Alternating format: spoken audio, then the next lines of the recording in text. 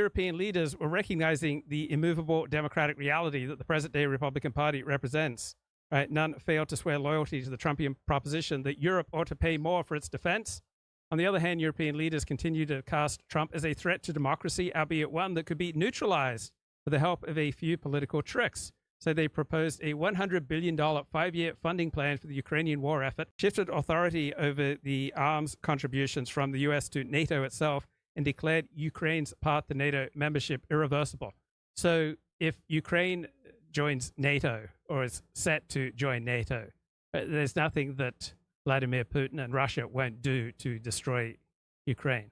So Trump proofing is obviously anti-democratic. Leaders do not get to lay out the policies of their elected successors. So were NATO to reconfigure itself in such a way as to stymie the verdicts of American democracy, NATO would alienate many more Americans from the alliance than President Trump has thus far managed to do.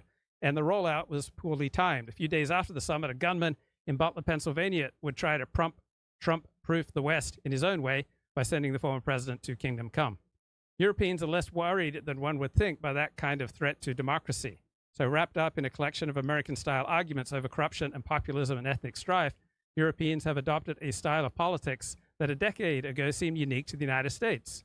So mixing up domestic and foreign policy, constitutionalizing policy differences, suppressing dissent over dubious experimental policies, failing to distinguish between loyal opposition and treason, and refusing to surrender power when they surrender power. And there was an extraordinary essay published in Le Figaro, major French publication, in mid-July by political philosopher Pierre Manant,